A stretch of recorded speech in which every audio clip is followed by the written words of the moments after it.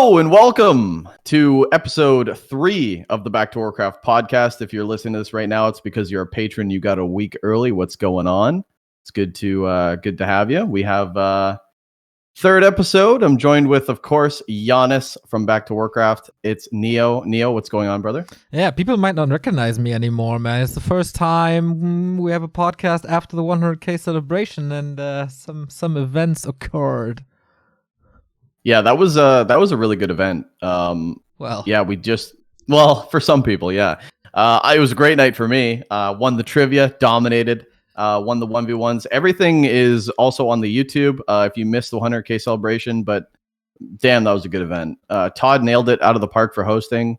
Probably, I've done a lot of streams. Probably like one of the only streams next to like World Cyber Games that I was like, fuck, that was a good show. Like, when I finished, I was like, damn, that was a lot of fun. I think just having, like, the Twitch chat not be toxic for just, like, 20 minutes was, like, awesome. Everyone was so cool. What did you think about the entire event? I thought everything went... I couldn't have wrote a better, like, way to have that show go. I thought it was just fucking perfect. So you mean there's no way you can rig the trivia more than you already did by cheating your ass off? Okay, so listen, let me just clarify, okay? When I was on, when it was so you couldn't steal questions, okay? You couldn't steal the questions, which means when I'm on, if I don't answer it, the question's gone. So when I was on, I wasn't looking at the chat. When you were on, I had the chat open because I wanted to enjoy the show, because that's what it's all about. Yeah, but I did not cheat on any questions. Uh-huh. All right? Not one. Well, you're smiling in a way that you're definitely lying now. This is YouTube exclusive. Okay, listen, right now, listen. But you're definitely lying. If there's any psychologists out there or people who can read mimic very well, please let me know. Oh yeah, please rub your nose as well, because that's another sign that you're lying.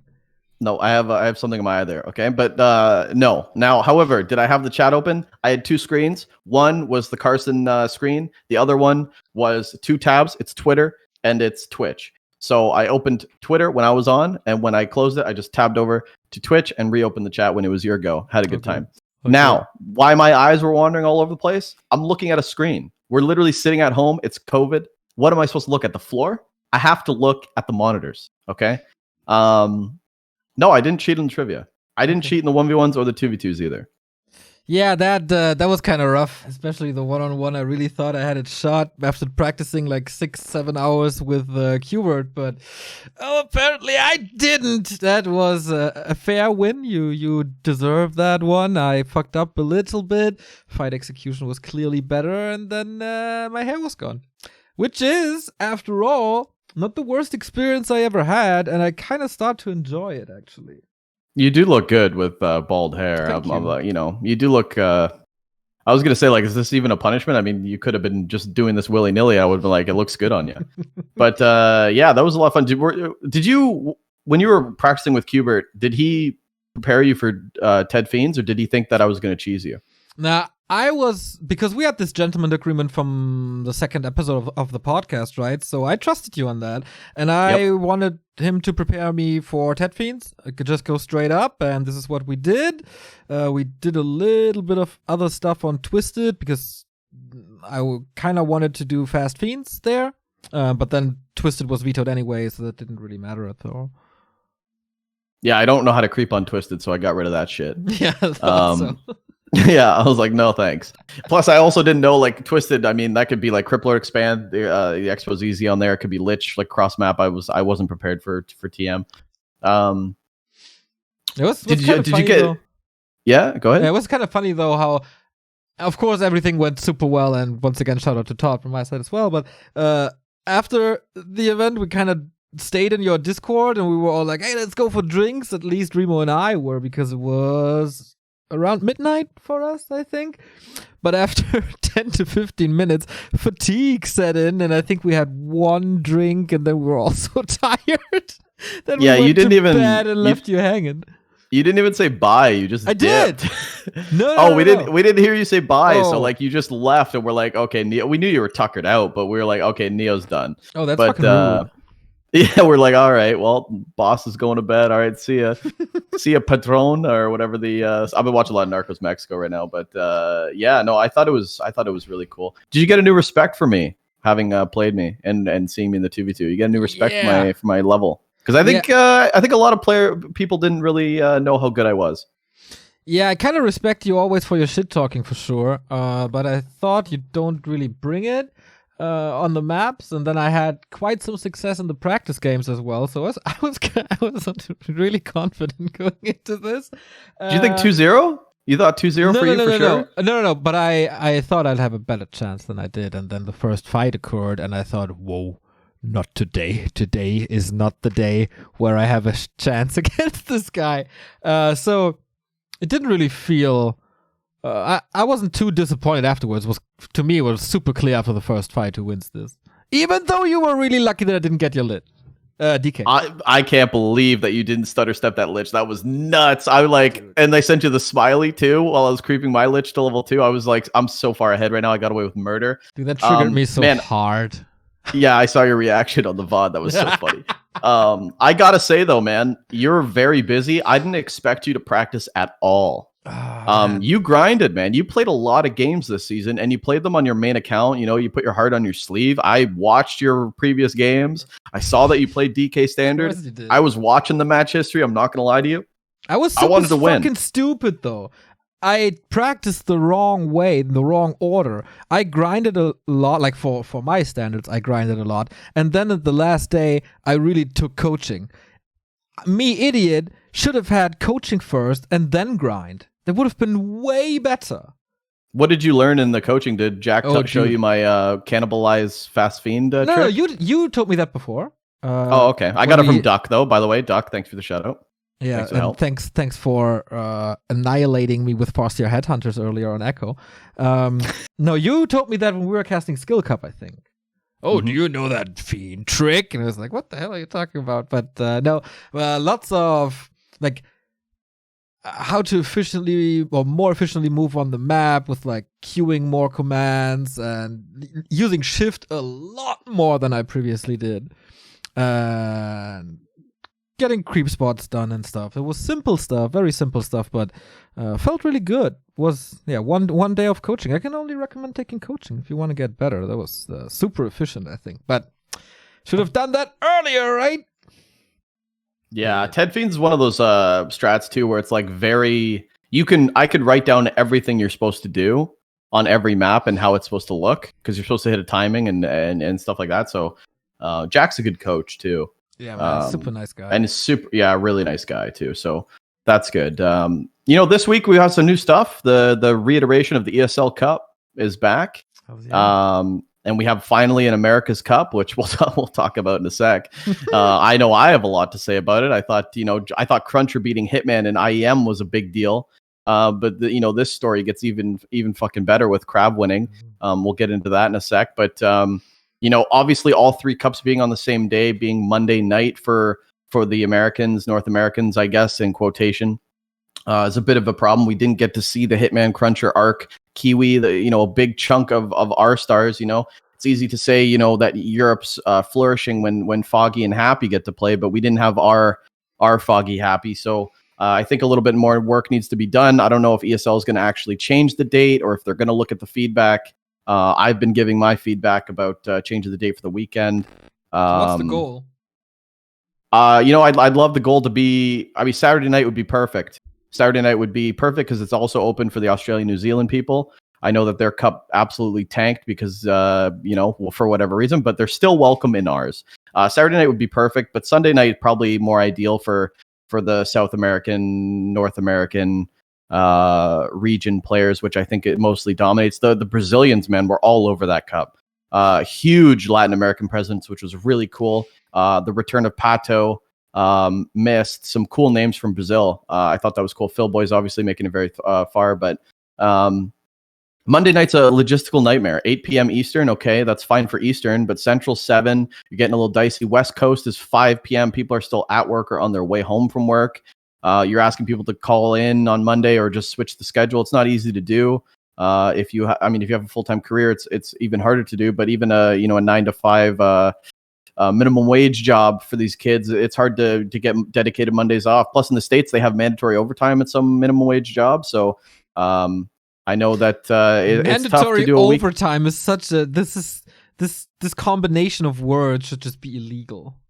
Isn't that crazy? Yeah. You could pick your days sometimes, but if you don't specify, plus it was kind of all over the place, right? Because initially ESL posted a $400 prize pool because they did the wrong graphic, and then I was telling my guys, you know what? It's probably Sunday too, because we talked about making it Sunday night originally, and then just quickly it stays Monday. So miscommunication a bit from there. But I would really like to see a weekend.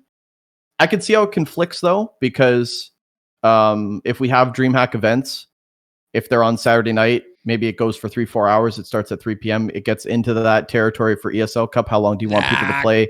But honestly, dude, that's how like many max 6 weekends? That's what I was saying. That's what I'm trying to say. Like, how many fucking weekends are we going to have? Not many. Like, I think it should be a weekend. Asking these guys to do a weekday on a Monday, not to mention it's at 8 p.m. Monday, Giannis. So that cup went till 2 in the morning for me. It was 1:30 when I went to bed. I called into work the next day. I couldn't fucking do it. So, I mean, it's just because I need to sleep. I like sleep, dude. Okay. I don't want to be underslept, okay? I'm a big growing boy, and I need to sleep. So, but I mean, yeah. The problem with the scheduling is, right, if people don't really know this, there's a lot of time zones also in America. So you need to pick a time that is not too late for the Eastern time zone, because that is a little earlier. But you also need to have a time where people on the Western time zone are already home from work, right? So how do you handle that? Well, Eastern's actually the latest time zone, and then it goes Central, and then it goes West Coast, which is CST. So my time zone, Eastern, is actually going to be the latest. So 8 p.m. is the latest you can get. Yeah. So for me, it works out. But I'm talking about like the West Coasters. In Latin America, for the most part, it's East Coast, but then it's also Pacific too, which is an hour behind. I know CrunCher is an hour behind, so he's 7 ARC as well, 7 p.m. start.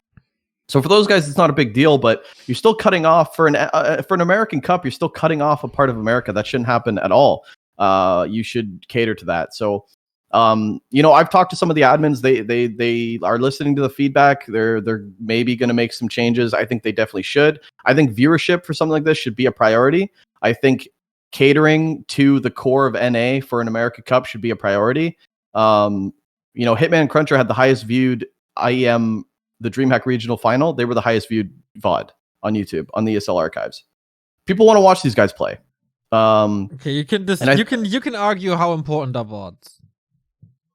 I mean, the numbers speak for itself. They also were the highest. Viewership was bad. The live viewership for NA was the highest. No, the live viewership for NA was the highest. It was the highest during. Yes, it was. Way. Yes, it was. Compared to Europe and Asia. Well, what did you hit at Asia? I don't know. I can look it up though. I think NA was like 3.8K or 4K almost. It was 4K, I think. Did you guys go over 4K for the Asia and Europe? I was sleeping.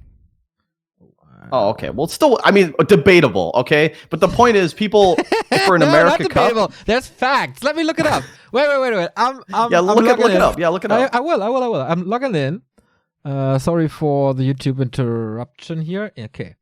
No, it's totally fine. I mean, if you want to shut me down, shut me down. Now that there was a video playing, sorry about that. There was an autoplay for people. So, kick me out.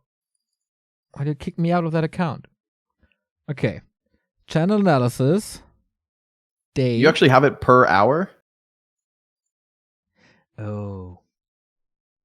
Ooh. Yep. Hit him with the... Tell me what's up. What do you see on that screen? No, I don't have it per hour. That is the problem. Oh, okay. Well, go by peak, because NA peaked at 4K. So what did you guys peak at that day? Peak was around about 6K.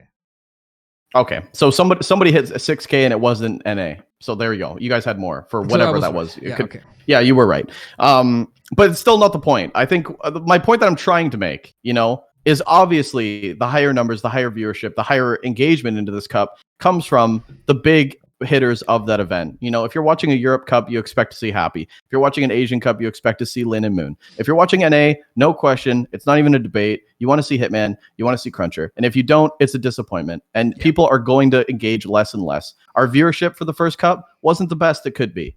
And the time zone for Back to Warcraft, obviously, much stronger European presence. I'm not actually sure what the actual numbers are. Do you actually have of those 100,000 plus followers? How many? What region they mostly hail from?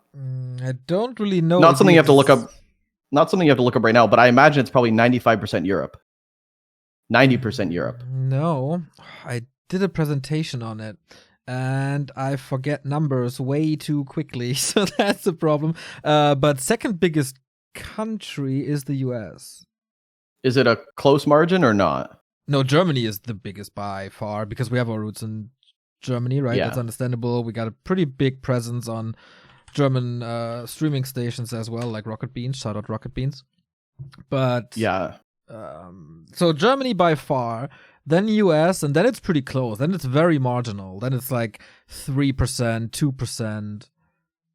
Oh, really okay. So it's actually like it's almost like 60 Germany, 40 US, and then it spans in smaller. It's okay. I got it now. 35% Germany, 9% United States, 9% Russia, and then it's France, Poland, Canada.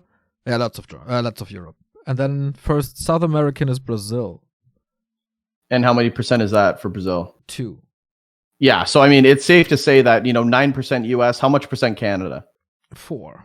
No, 4. 3. So 15% of 100,000, 15,000 eligible followers that are aware of that are on the time zone, and 85% of that is Europe and outside. So it's pretty safe to say that Back to Warcraft is pretty Europe central. So when we start to stream at 2 a.m. for you guys, 80% of the people are most likely sleeping unless they're partying or on drugs. But or just absolutely crazy. Speaking of absolutely crazy, Sonic is going to play these almost all the time. He is one of those crazy madmen that will sign up. He did sign up, made it to the semis, lost to Insup. Thank God Insup actually held down the line. Somebody had to hold this fucking line for NA because nobody else was playing. But of course, the biggest story is KraV winning. And there's a lot to say about KraV winning. So first of all, he played...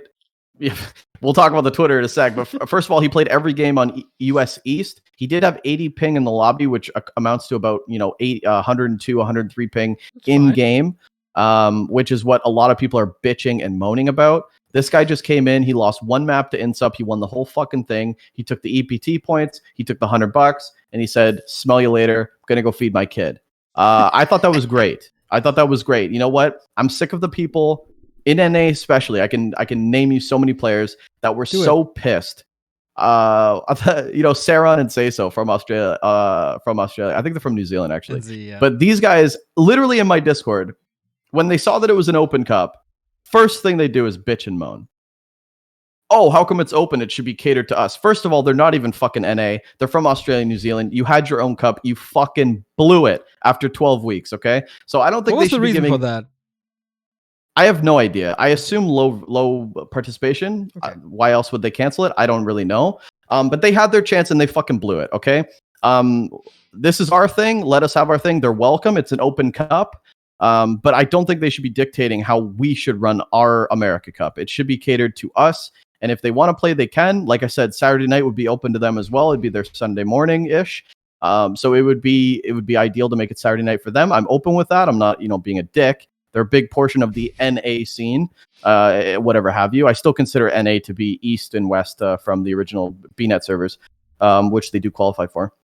But just, the bitching and moaning, well, Happy's going to win the cup every time now. Or, what about Focus and Laliat, who have played with Zotac Cup and Gara Cup on 250 ping for 10 years. They're going to want to play. Well, yeah, let them fucking come here on your server, take your money.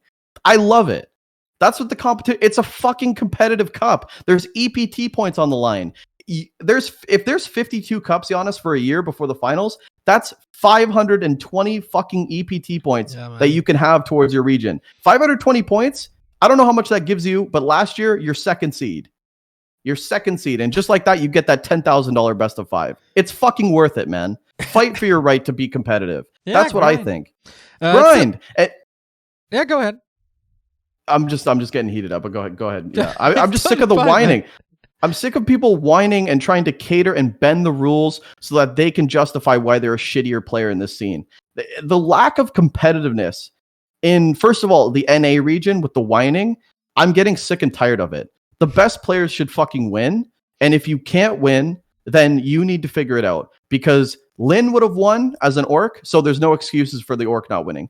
Elf, Moon would have won this cup. You know, Infi as human would have won this cup. And 120 and Happy would have won this cup. So get better.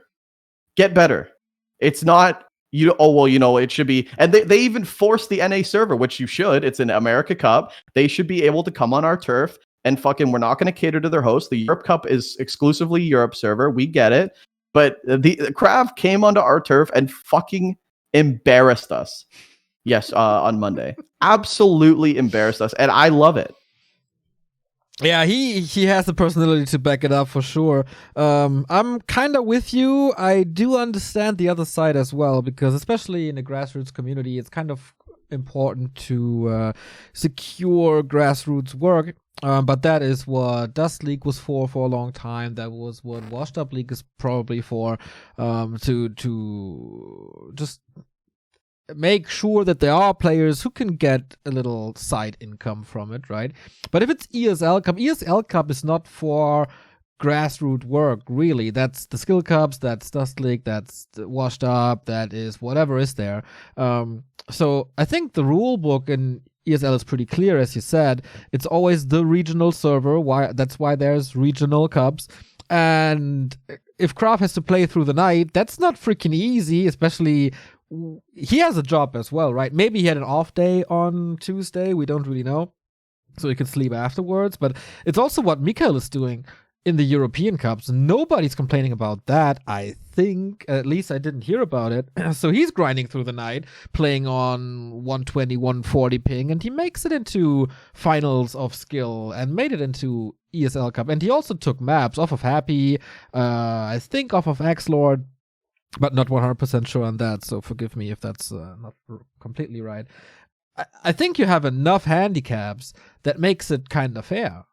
Ping and sleep deprivation. And these people are giving up their free time where they could be sleeping or spend time with their family or whatever, so it's not really an excuse as well. And I think it's a very common thing. If we look at the ESL Cups in StarCraft, it's a pretty normal thing, as far as I can see. So if I'm opening the ESL Cup America here on the StarCraft Wikipedia, there's Koreans, there's people from Poland, there's people from Denmark, there's a couple of US people in like quarterfinals. Of course, Special is sometimes there, but as long as there's EPT points, there's invaders that are coming over, and then beat them. Like, it's my thing as well.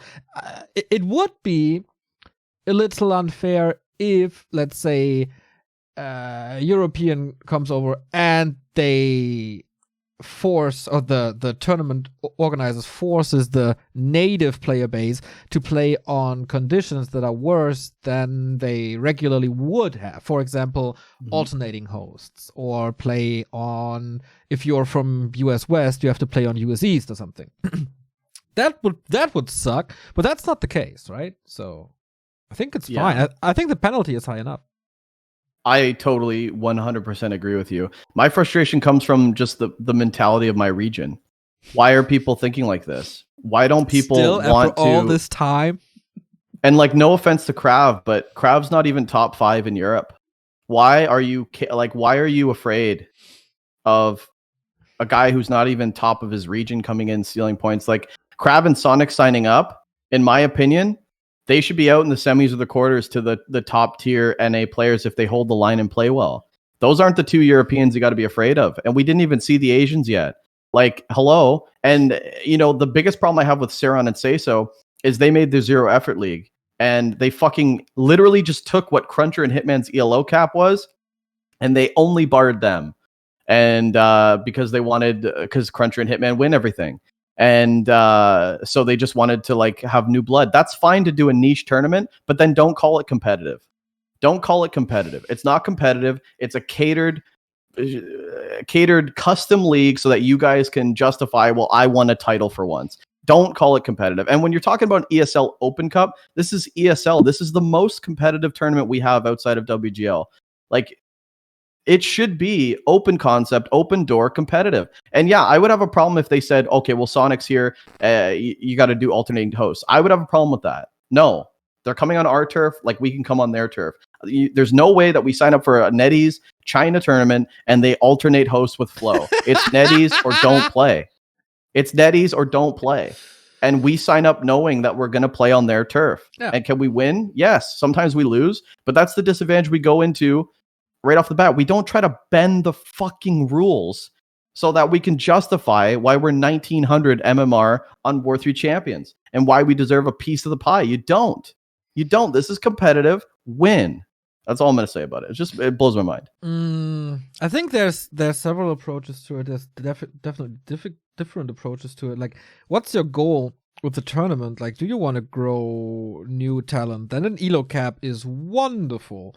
Or do you want to prevent the same winner the entire time, like Skill did, which effectively did the same as the Raw Effort League by excluding definitely Happy and sometimes Foggy as well?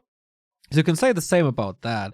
It's not like only Saron and Say So did that. That has happened before. We did it with the Back2Warcraft Cups. That was our goal, right? To not always see the highest echelon, because that's what other tournaments are for. That's what DreamHack is for. That's what maybe even stay-at-home story cups were for, like the big $1,000 tournaments and stuff. Yeah, So I do think that's I do hate that though. I think that's such a joke. We're the only game like that's why I'm not trying to point out Saron and Say So. They're just the ones that make it most public about their opinion. I'm sure a lot of people feel that way. My issue is the mentality. Why are a bunch of people in this game thinking this way? When did competitiveness go out the window with, we're the only ones playing this game. How are you going to keep us playing? That's not the point of competitive play. If you want to play on War 3 Champions and just play for fun, play for fun. If you want to make your own league for fun, make your own league for fun. But don't try to bring that stupid shit over to ESL and Premier tournaments. I think it's so ridiculous. We now have very cool cases of tyranny being broken. That is Foggy beating Happy in Europe, and that is CrunCher finally defeating Hitman in America. Well, Asia is super diverse anyway, right? So we don't have to really talk about that, even though there's streaks, and there is Infi winning 2 WGLs in a row, etc., etc. There's never this crazy dominance since the Keeper patch is over, where the Moon won everything forever. So yeah, if you prepare super well, like a Foggy did, and like a CrunCher did, then this pays off. Can we request that from everyone? Not really, but they do have an example now that with hard work you can do it. Now they will argue, or a lot of people will argue, yeah, but then it's the matchup. Well, there's patches and you can maybe overcome imbalance. I'm not too sure. Oh, Todd will laugh now hard, dude. No, it's ridiculous, man. There's no balance wine here. Like I said, you could take the best player from their race and they would have won it.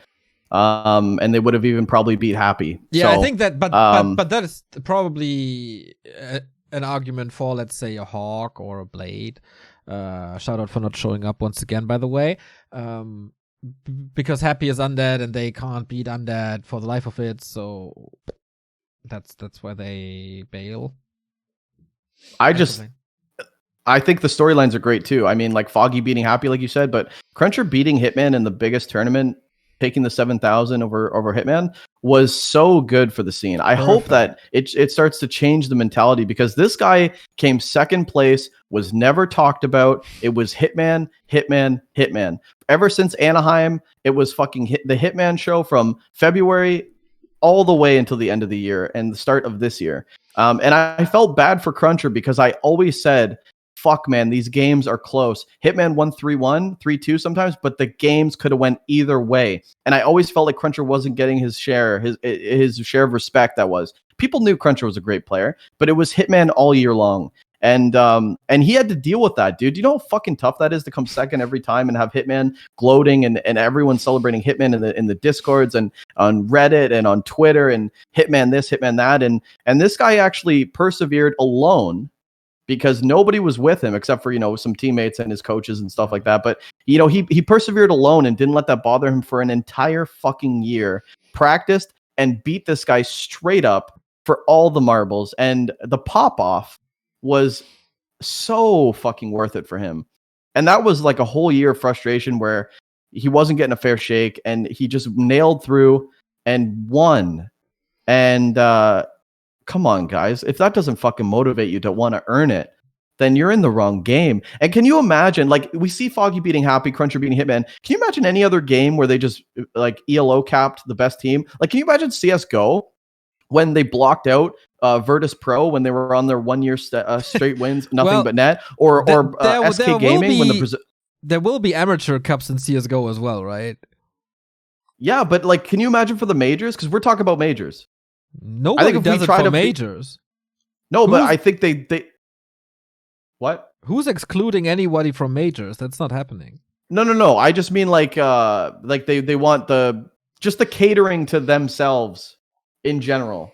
You know, like, can you imagine if like Brazilians couldn't beat Europe in CS:GO, so they catered to Brazilians in some way? Do you know what I mean? Like shit like that. Like, we're the only game that actually, instead of trying to get better and topple the king, we look for excuses to justify why we're losing. Balance wine, this or that, ping, whatever have you. Instead of just saying I need to get better and win, and I can win. If I don't win, why do you deserve any compensation? I don't understand how you can lose and come top 8 or top 12 and be like, well, you know, all the money's going to go to first. It should go to first, or maybe like top 3. But if you're top 4, you're not winning much. If you're top 8, you're not winning much. That's the way it is. Like, when I ran track and field in school, I didn't get a ribbon for 12th place, dude. I got nothing. Nothing. You did what? Oh, I was fucking fast as shit, dude. They used to call me Lightning Rick. Yeah. What, 3rd grade? No, man, this was grade 7 and 8, dude. I was fast, dude. I could run 100 meters in, I think I did 13:10. That was fast, man. And I was a short dude. Wait, you measure in meters? Yeah, how many do you guys do feet or what for dashes? We do meters, but I still think like the inches in feet is super weird. But that is meters for you? Okay. Yeah, 13:10 was the fastest 100, dude. I was quick. I was a ninja back in the day. Now I just eat nuggets. But yeah, dude, that shit just bothers the hell out of me, and I'm happy for KraV. And another thing that I want to talk about with KraV is unless you want to, yeah, keep going. Yeah, keep going. So a lot of people will bring up an excuse, and I am one of these people now. Like, I'm pretending to be one of these people. Yeah, but Happy is a full-time streamer and he plays this every day, all the time, while other guys, they have a job and they can't play that much. Is that a what is that? So you're saying that because Happy plays the most, that how is someone with a full-time job who still loves the game so they can't going beat to be competitive? Because Happy, yeah, but then, yeah, like if I want to be the best piano player in the world, but I only have time to play piano 20 minutes a month, how am I going to be the best? Well, that was the perfect segue to say that CrunCher has a job and Hitman was playing 5 million games a day and still did it. Oh, were you looking for me to hit on that? I missed that completely. But, yeah. I kind of wanted to take that volley, but anyway, you're not there yet. We're still practicing. Hit it again. So, tell everyone. There's gonna be people, right, who say, well, Happy's a full-time streamer and he's playing Warcraft all day. That's his job. How can someone who has a full-time job defeat this guy? It's impossible. They can't play that much. Yeah, CrunCher's got a full-time career, and he did it. Really? Hitman just started to get a job too. So for the past year, Hitman's been doing nothing but Warcraft 3. You could see it in this games list. CrunCher hasn't been playing that much. In fact, when CrunCher did have free time, he was playing World of Warcraft or PoE or what have you. Trust me, I had the hardest fucking time getting this guy to play. The reason why we dropped out of team leagues in general because nobody gave a shit, including CrunCher. CrunCher didn't want to play in the finals or semis. He didn't care. He wanted to play World of Warcraft or something. I don't know what he was playing, but it was PoE or something. So even when he had free time, he wasn't playing that much time into Warcraft 3. However, when he was practicing and when he was grinding, he put in a lot of fucking time. And Carson can vouch for that. Maybe even like specific practice is way more important than just grinding games. Like, for example, Happy is not doing specific practice anymore since he left Lucky Future. So Foggy definitely did that against him to finally beat him in an ESL Cup. And yeah, that doesn't take 10 hours of ladder games a day. That's more about like analysis and preparing and stuff like that. So Yeah. So maybe you can practice more efficiently if you really want to, but that brings up another topic that you compared it to CSGO, and of course we can compare it to Dota and StarCraft, whatever. If you don't have a team and you're relying just on streaming and prize money, then sustaining this hobby is a lot harder. So this is why I think that we always have to have prize money for second place, ideally third to fourth, because you have to make it worthwhile for people to put in a lot of hours into their hobby. And even if it's just a pizza the weekend that you can order from your prize money, it's still a big confidence boost, especially when that happens for the first, second, third, fourth time, right? And then you grab for the stars and you want more, you get hungry, you want the DreamHack money. That's when it's sustainable, and then hopefully you stream more and get more revenue. And if you behave like KraV does on Twitter, you can gather quite a following, I think, and get a good sub count as well. And like it can be a pretty cool snowball effect. Yeah, and it's unpredictable too, right? I definitely agree with you there. That was what Dust League was all about initially with NA when we started. Was top 8 get an interview. As soon as we got into Back2Warcraft, that could be huge for someone that wouldn't naturally have that spotlight. Top 8, not the greatest result, but you can get an interview, talk about what you got going on, and then if you wanted to get more competitive, there's the top 4 slots waiting for you, the top 2, and obviously the champion, which went to CrunCher and Hitman naturally. But they put more time in, they have more talent, whatever. But if you want to build a grassroots thing, that's fine. And I'm not discouraging people from doing that. I'm just saying don't bring that to competitive play or don't make something not competitive and then try to say that winning it matters. It doesn't matter. It's for fun. If you're bending the rules and elo capping the top players so that you can finally win a tournament, I got no respect for that in terms of competitive play. That's just that's rough. It's just clown town to me. That's not clown town. It depends on where you cut it off. Like, if you only exclude Happy from a tournament, don't you think that winning that is still like a sign that the winner is a very good player and should? Yeah, but don't say that you're the best in Europe. Who does that? Or don't say like, oh, he's so good. Look, he just won this league. So many people do that, dude. But you have to say this guy is so good to build a narrative for Happy having a new challenger. It's pretty much what UFC and fighting sports do, right? You don't box the world champion immediately. You have to go through the lower card, right? And that is, for example, a skill bronze cup. That is a skill silver cup. That can be even like a zero effort league or a skill gold cup where there is a cap. You don't box with God immediately. No, I have a problem with people ELO capping, and then, for example, zero effort league ELO caps Hitman and CrunCher, right? Who wins? Insup. Insup's easily top 3. You could say that he's the third one in line. They didn't cap him. He won twice in a row. And now people are going to say, well, Insup just won the zero effort league. He's buzzing. Is he? Because when he plays Hitman and CrunCher, he loses. He played freaking sick in Xelos Red, though. Yeah, cool. but that's the narrative that NA players do, is they'll try to get rid of the problems, which is Hitman and CrunCher winning all the time. And then when someone else wins, they go, oh, that player's on fire. He just won this league. That doesn't mean shit. I think it's important, man, because what other storylines do we have? That's a bad excuse, man. Don't call it competitive. Like, why don't you call it I don't get why you don't call it competitive when it's clearly a competition. Because 2 players that probably would have shut that guy down early on or wherever in the bracket aren't there, and this guy gets gold for what? I mean, we clearly see that it's not the world championship, it's not the regional championship, it's just the cup. And everybody knows that. Or should know that. I mean, you never know with difference of opinion. I think it's the narrative that comes after. Just shut it down now. It makes no sense to talk anymore. This is the episode 3 for now. We see each other. No, next I week, think it's maybe. the narrative. Listen. It's the narrative that comes after a tournament like that. Now, if you just have a league with 2 players ELO capped and whoever wants to play because that's what you're doing it for fun. Because nobody's having fun watching Hitman and CrunCher play. That's the narrative that they presented. Nobody wants to play it. Nobody's having fun. So you want to ELO cap them, you want to get them out, and then you want to play for fun. That's fine. But then don't go on and say that the winner of that is on fire and he's the next up and comer. That's stupid.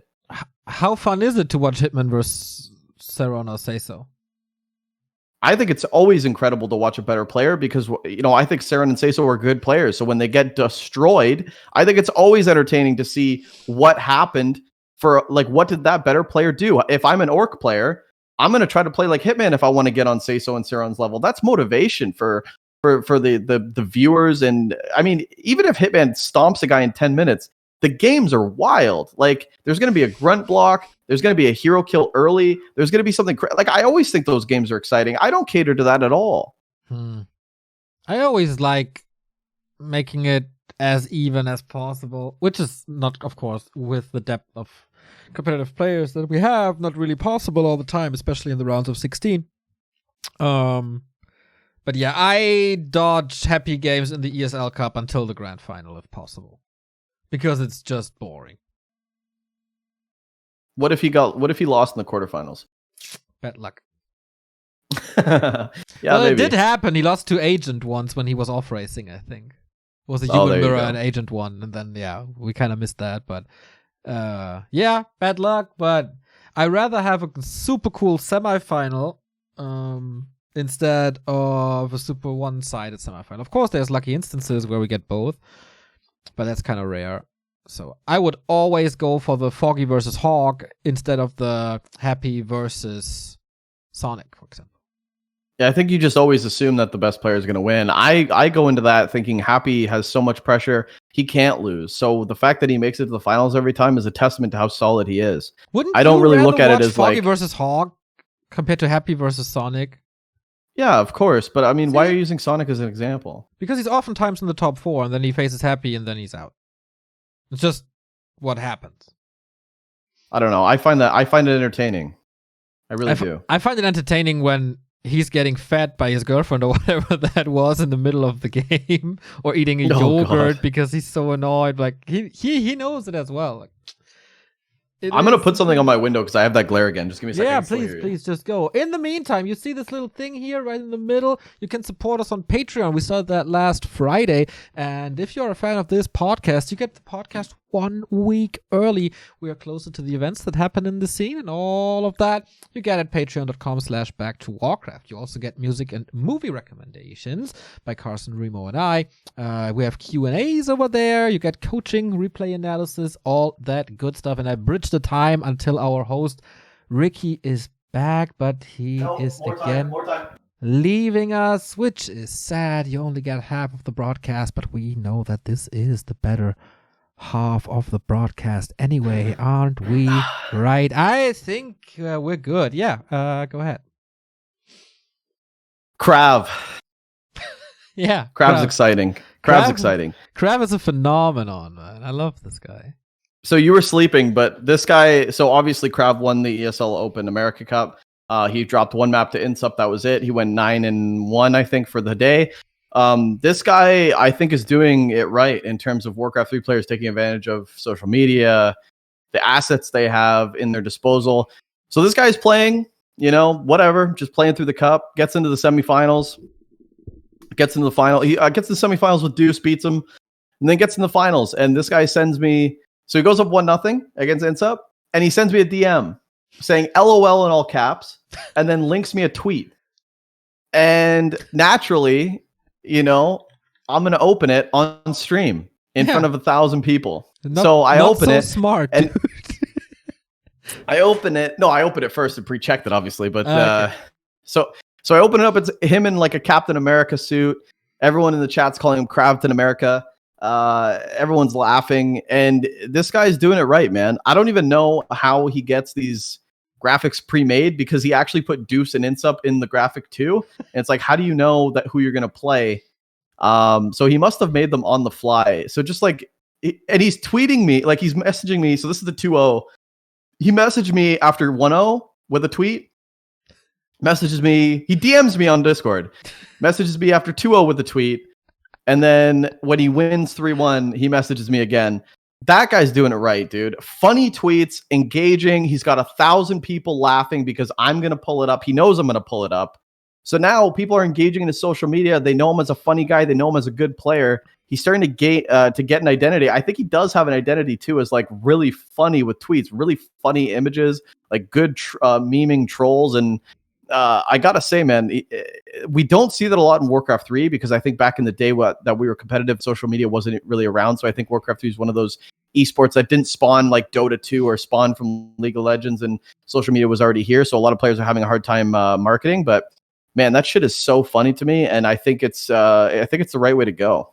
Yeah, I put up all the tweets here for the YouTube version as well. Super funny. If you're on the podcast, check at KraV_WC3 on Twitter. He does it right. He does it better than we do because we're not memeing too much. He just has everything ready. He knows exactly what buttons to press. Sometimes it even triggers his opponent a little bit, but never in a bad way, I think. I mean, he really wanted to spank Blade. I think it was very obvious at DreamHack, and we saw the no hands. What was it, quarterfinal or something, or group stage or whatever? It was group stage.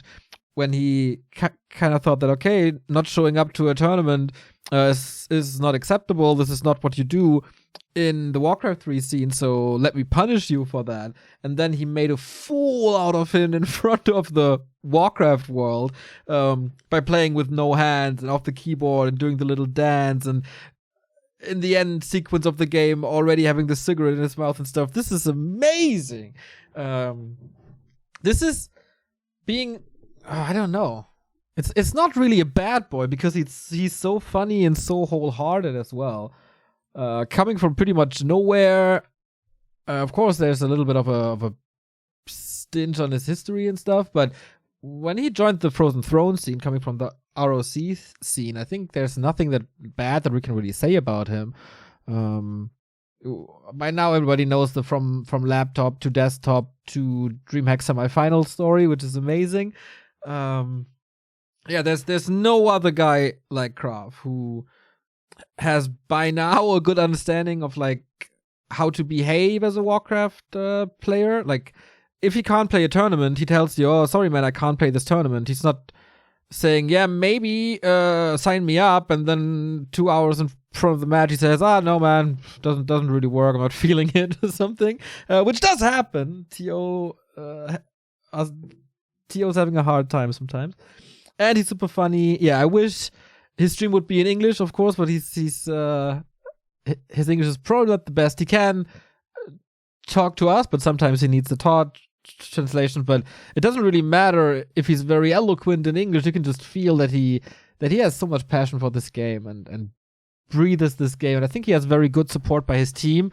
I'm pretty sure he does the tweets himself, though. Maybe sometimes he has a little help if he has an idea and they do it for him. But I don't know. Frenchcraft, I think it's very cool to have his back, and he benefits, I think, a lot from the collab they do.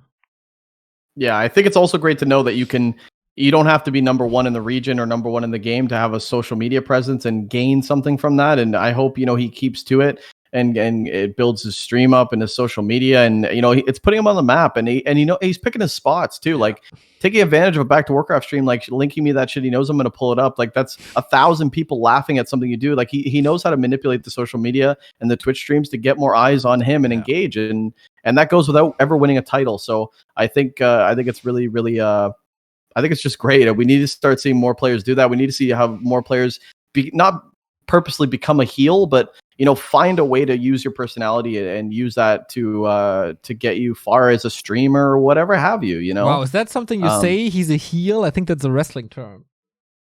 Yeah, I mean, I don't really know the actual term in esports, but I think you would still consider you'd still use a heel, I guess. Okay. I consider Idra a heel of the StarCraft 2 scene at the time. Yeah, for sure. Just shit like that. But I didn't know you use it outside of wrestling, which is kind of nice. But yeah, if we just compare numbers, KraV has more followers than, for example, a Juan or probably a Foggy as well, right? Probably got more than me. Oh no, Foggy has 3 times as much. That's crazy. Yeah, he's got one more follower than me. There you go. He's doing something right.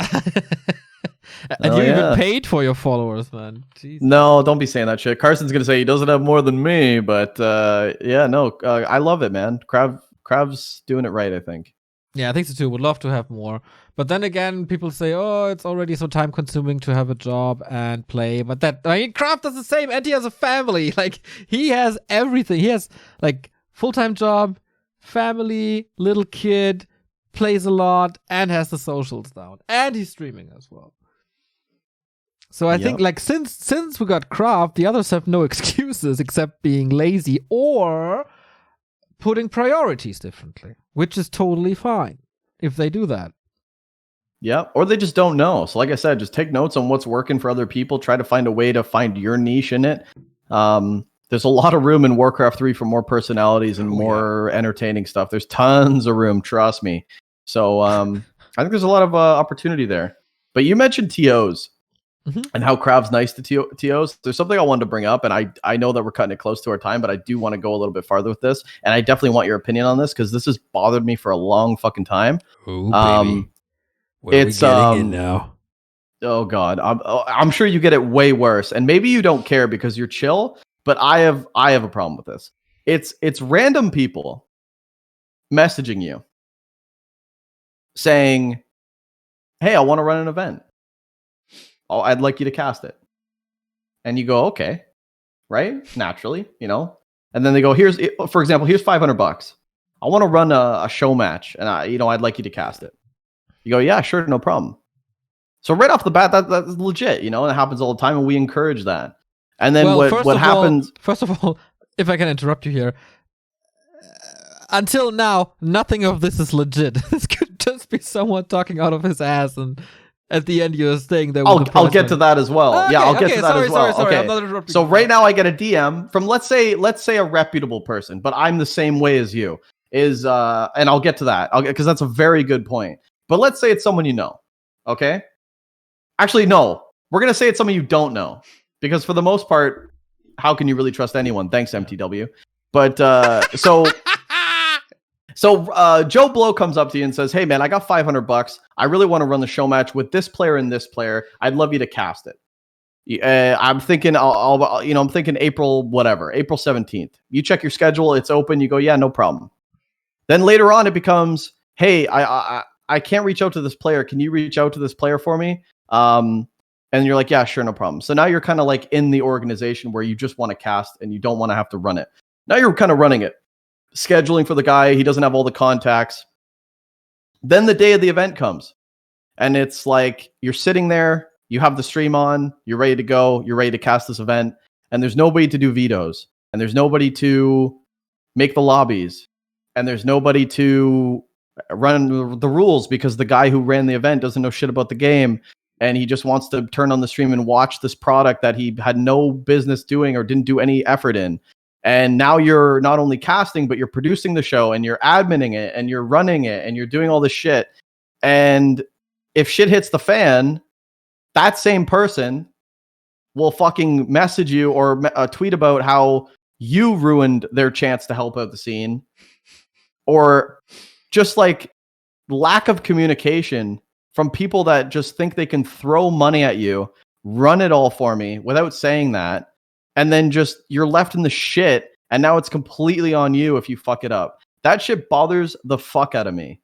And I think if you're a person that wants to put money into the scene, which I totally encourage, just be straight up from the beginning. I have $500 for this tournament. I don't want to do fuck all. Run it for me. Then let us make that decision. I think this whole like, hey, I want you to cast, but then I'm slowly gonna, make you do all the fucking work. And then I'm going to also like hang you on the stake if you fuck this up for me because I'm trying to do something good for the scene and you fucked it up because you didn't run my tournament properly. I fucking hate that shit. Do you get that shit? Because I've gotten it enough that it bothers the fuck out of me.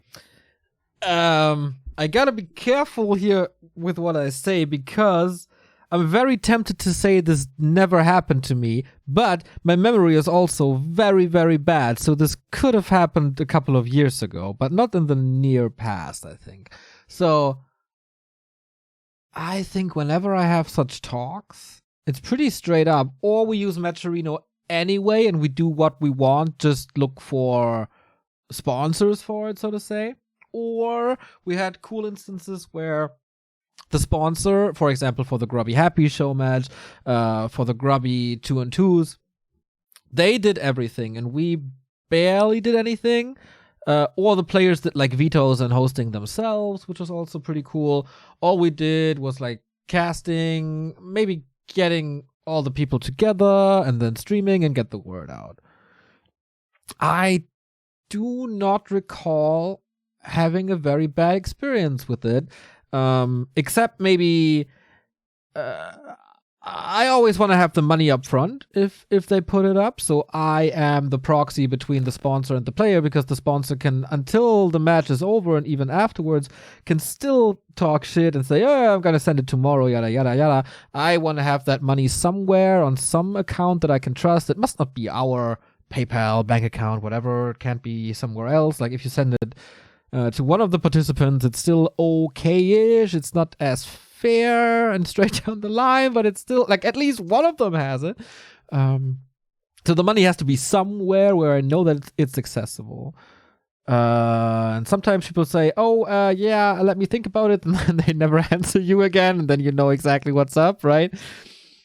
Yeah. And have you ever had an instance where you, even maybe like a big organization, where they kind of dump a bunch of extra tasks on you without telling you, and you're kind of running this now?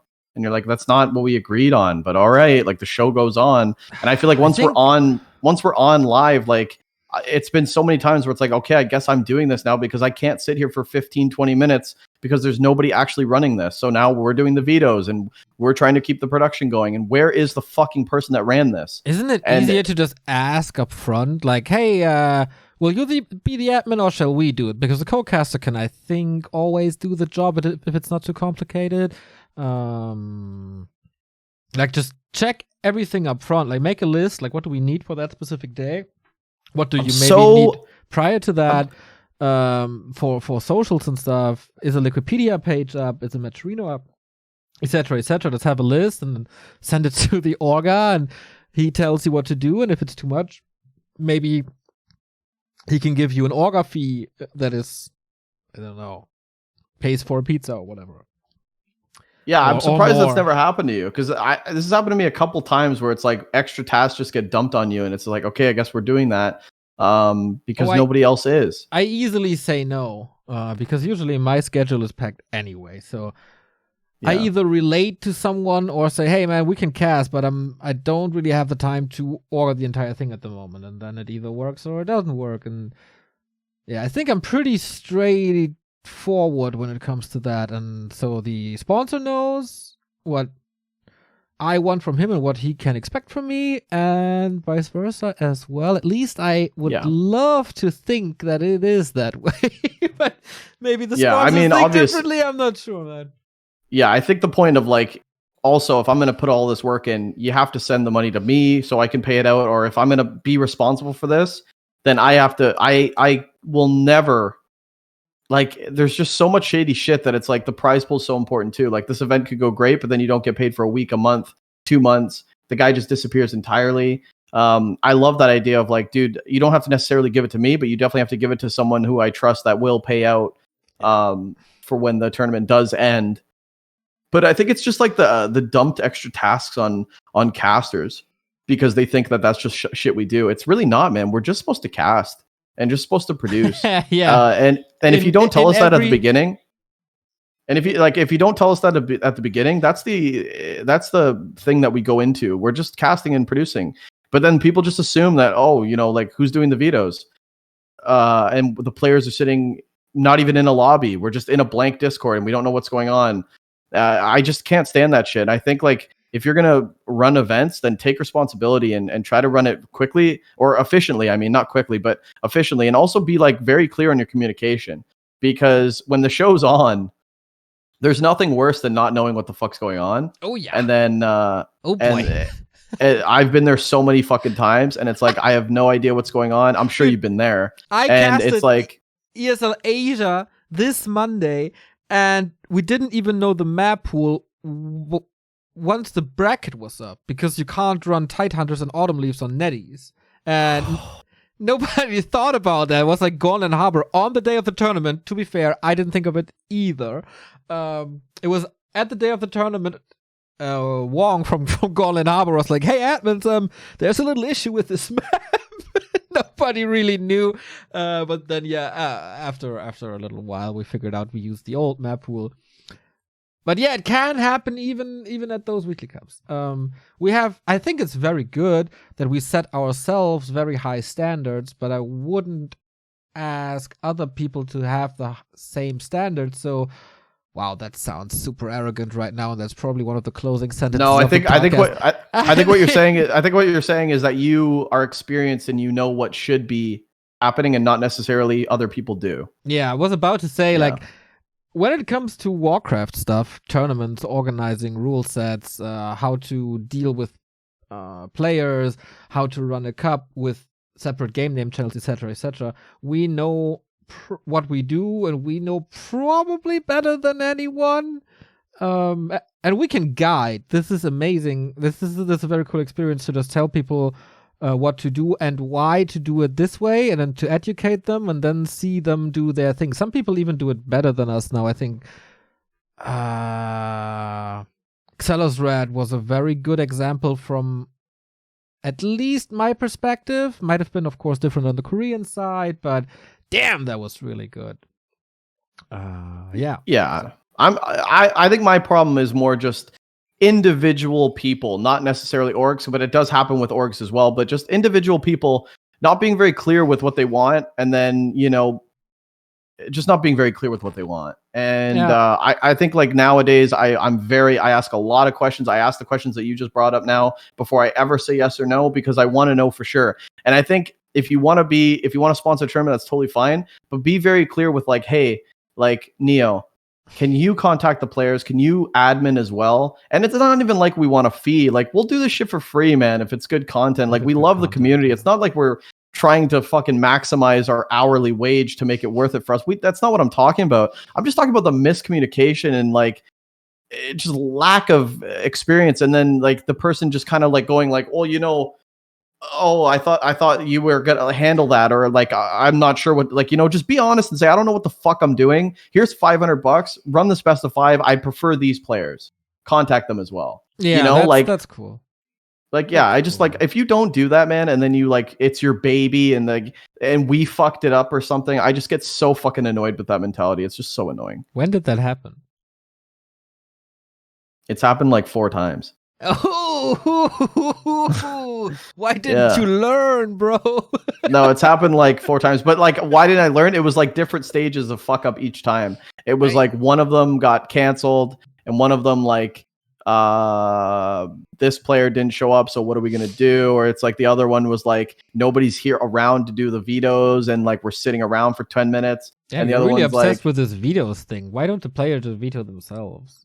well, yeah, but I mean, who's pushing them through the grid? Like, are they even done their previous game? Like, what the fuck's going on? Like, you're not talking about a show match, but a tournament. Yeah, just like it's happened many times where it's like, what the fuck? What's going on? I'm in the dark. I don't know what's going on, and we're live. And how long do I vent for? 25 minutes before. That's hell, man. If that's a live tournament and you have to deal with shit like this is impossible. Like, never do this to a broadcaster. It's the worst. But of course, it's then also the broadcaster's responsibility to check if there's an admin and maybe have an admin ready for that. 100%. I just wanted to vent a little bit. I thought you'd have way more stories because I figured more people would want to be on Back2Warcraft and they would just message you with all this stupid shit. But I guess they just messaged me with all the stupid shit. All right. But nowadays, I mean, I'm talking about old experiences as well. But nowadays, I vet the TO or the sponsor very heavily, and I want to make sure that not only is it like going to be a good event, but also like, is it secured, and am I wasting players' time by putting my neck on the line by talking to them about something? You know what I mean? Like if I take their Thursday night, I want to be able to guarantee that I'm not wasting their time, because it's on me if I'm running it at all. And then obviously we take pride in the shit we do. But yeah. Cool. Then we're on the same page pretty much. We have one question from the Patreon Q&A. Do we want to answer that at the end of the broadcast? Yeah, sure. Cool. By Sa Nation. Thank you very much for supporting us. What's your favorite vegetable? This is a real vegetables are? Yeah. Tomato's a fruit, so I can't go with that one. Ooh. Man, there's so many good vegetables. Should I go first? You can think. I have a little story. Yeah. You go first. Okay. Yeah. Mine is broccoli. Broccoli Oh. tastes amazing. Is that a good awe or a bad awe? No, that was going to be mine, but I got a better one now. Okay. But yeah, no, that's a broccoli. good one. Broccoli sounds amazing to fish, and I love fish. Like, potatoes are amazing as well. As a German, I have to say that, but broccoli is the shit for me. The combo of fish, potatoes, broccoli, it's amazing in soup. And I once did a trip to Amsterdam. And of course, we got high as a kite as soon as we left the bus or the train to Amsterdam. I don't remember much from that trip. It was it was a lot of fun. I remember that with like 9 guys and stuff. I remember that we went to a burger joint at 2 a.m. or something. I don't remember the fries. I don't remember the burger, but I do remember the broccoli they did in a pretty special way that tasted so amazing. I will never forget that broccoli, and no other vegetable in the history of my life has ever made such an impression to me. So number 1, probably forever, broccoli. Yeah, there's a lot of things that you could do with a broccoli, right? Like raw broccoli, not a big fan, but steamed broccoli I like. Yeah. You know that butter, that melted butter broccoli that certain Chinese restaurants do? It's delicious, man. It's in like I don't know what it's in, like a stir fry. That shit's good as fuck. Mine is, I've been fucking with a lot of cauliflower rice lately, and that's good if you season it properly. But mine is definitely, Brussels sprouts. Ooh, I have to look like it a up. like a nice steamed Brussels sprout with the melted butter. Oh my god, that is disgusting, dude. Come on, bro. Or my grandma always did it wrong because it smells like shit. No, man. You melted butter, you fry that in the barbecue. Like you put on the barbecue, you put butter sticks in there and it cooks in the butter. You can also do that with carrots. Carrots and butter, very delicious. But Brussels sprouts, man, steamed barbecued Brussels sprouts with melted butter in there. The butter like soaks in. Nom. I think that's it for me. Okay, to be fair, I think my granny always cooked them, so I will try that on a barbecue. You say with butter. You put the foil over, so big chunks of butter in there. Brussels sprouts, foil on top. You put that in the barbecue. You let that sit for whatever, and then you take that off. You let the butter soak in. Oh man, that's delicious. You have that with a steak. Have that with steak potatoes. So that's. Damn, maybe you revolutionize my thoughts of Brussels sprouts here today. Yeah, I'll change your life. Yeah, man, you change my look, you change my taste, you change everything. You can do whatever you want, but leave my taste in music alone, please. Yeah, that was a very good question. Very insightful question. If you guys have more questions on the Patreon, you can do weekly Q&A. I believe that's the perk for Theory Crafter, if I'm being honest. So, it's a $5. Yeah, it's a $5, and you can ask us anything you want. We'll answer it on the podcast. We'll answer it on stream. We'll answer it. True. But yeah, Saw Nation, thank you for the question, and good episode, man. I always like talking to you. Always like talking to you, brother. Same. And I don't know if people noticed, but we switched it up this time. Ricky took the lead, and I am basically the guest. And I want to know, how did you like that? Was it better? Is Ricky's hosting better than my hosting? Is essentially the question for this very podcast. Yeah, I mean, come on. I think anything I do in the lead is just going to flourish and explode. That's what the fortune cookie. That's what the fortune cookie told me last week. Whatever you tackle will flourish and succeed. Yeah, at least you didn't have to cheat this time. Oh, here we go. This is going to be a forever thing. All right, well. I just wanted this podcast to come full circle. Started with the cheating, ended with the cheating. I think we got that full circle. All right, but yeah. Okay, well, that was a good segue into the end of the show, guys. Thanks for tuning in. Episode 3. We'll see you next week with the next one. And if you're listening to us on YouTube right now, you got it a week later. You can always be a patron on our Patreon and get it 1 week in advance. People listening to this a week ago are already ahead of the game. You don't want to stay behind. Join our Patreon. We'd appreciate it so much. The $5, I believe, gets you a 1 week fast pass onto the podcast itself. I've been really enjoying the podcast that we're doing so far. Lots more streams this week.